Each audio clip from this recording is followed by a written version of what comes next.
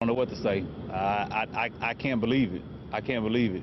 The crazy thing about it is that I was down here. I couldn't get to my vehicle because of the roadblock, and hindsight 2020, I could have easily been shot.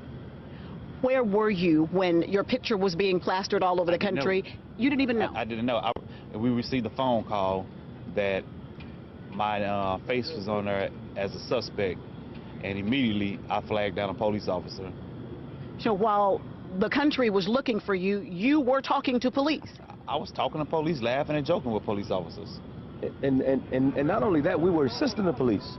You know, we were part of the organization that put on this peaceful protest, and so when they started shooting, we went to the cops and asked, what could we do? How could we help them? And so the whole time we were helping cops. You know, and I understood, you know, just recently, less than 48 hours ago, a young man that had a permit to carry a gun was killed by a cop. And so when they started firing, when shots started firing, I went to the cop. I approached them, and I told my brother, I said, give your gun to this cop because we don't want an accident.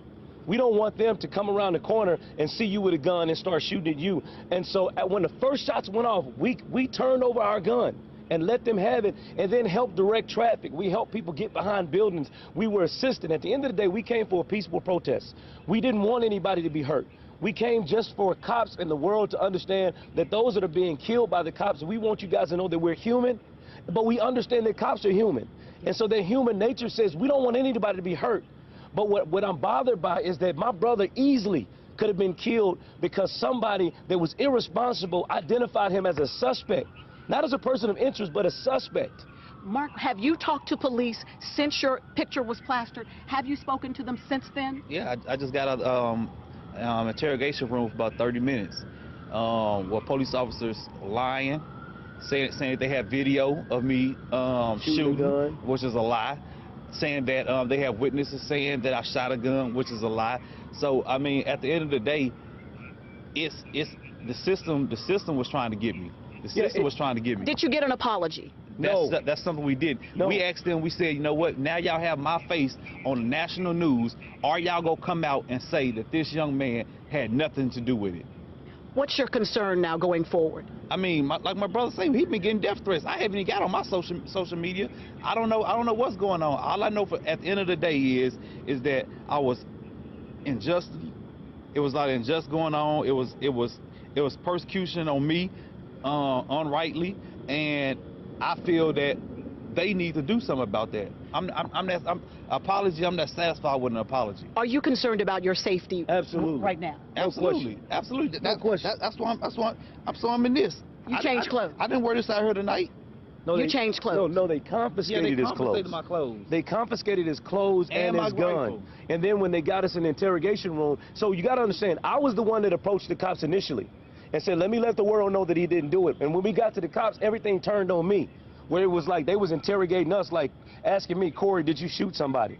Do you ever want to shoot cops? And I'm like, whoa, where's this coming from? Why is it that, you know, and I know that the world is hurting right now because some cops was killed, but if I come to you and I'm trying to offer assistance, why is it all of a sudden you turn it on me? And you trying to make it seem like me and my brother are part of this, and the world, not just the local media, but the world has seen our pictures. The world has seen him, and now, you know, popular opinion, now he's already been indicted. He's already been persecuted because, like I said, I've already gotten death threats from people all over the world because they think we had something to do with this, and there was nothing. And before we left, I turned and I asked the cop, I said, sir, are you guys, I see y'all doing interviews in front of the police station. Are you willing to go in front and tell the world these two young black men had nothing to do with it? And he said no after the investigation. And I said, so you know, God forbid, but you got 4 dead cops out there, and you may have 2 dead civilians because people think we had something to do with it, and why are you guys not willing to protect us and clear our name? And they nonchalantly had nothing to say about it. What will you all do now? Do you think you need to leave Dallas? Where can you go and be safe? And, you know, at the end of the day, I'm not leaving Dallas. I'm still going to protest. I'm still going to be who I am. I'm not afraid. I'm not afraid. You know, the Second Amendment gives me the right to bear arms as well. So if I get death threats and they come to my house, then you guys may be at my house. Simple as that. I'm going to protect mine and protect my family.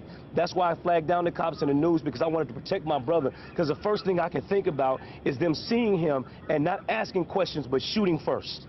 And that was my main concern. Could you have, in any stretch of the imagination, thought that your rally, what you did to call attention to issues in other parts of the country, would end the way that it did in Dallas tonight? You know, I'm so overwhelmed with emotion right now.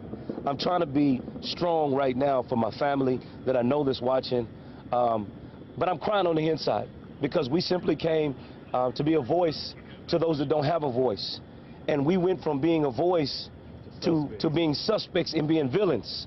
And my question is why? You said it. The most wanted man in America. How do we go from protesting to being the most? That doesn't make sense to me. But do you think I overstated it, or do you think that's the situation? I haven't been on social media yet. I just left the police station, so I don't know what's really out there. But for you to say that my brother said I'm all over the news and social media, when you say it like that, it's like, wow, that's crazy. So what did police say when they released you? Thank you for coming in. We'll talk to you later. What? No. When they released me, they handcuffed me again. For what? Because I asked them, I said, where's my shirt? Where's my keys? And where's my gun? And where's my gun? Why are you confiscating this? We've already cleared our name. You guys already did the test. You've already tested us to make sure that nothing... You've already tested us, and so what's next? What's next? What's next? You've already cleared our names within the department, but are you going to clear our names out here in this world? Because we got to go out here. We got to go homes. We got to get in our cars and go homes. And there are people, just like the idiots that decided to stand on top of a building and shoot cops, there are extremists out there like that. And we don't know what's going to happen to us. All right, Corey and Mark Hughes, thank you so much for talking to us this morning and for allowing us to do what we can to share your side of this story. We wish you both well. Thank you so very much. Reporting live in downtown Dallas during the midst of what is an unprecedented situation in this city right now. Reporting live, Robbie Owens. Back to you, Doug. Robbie,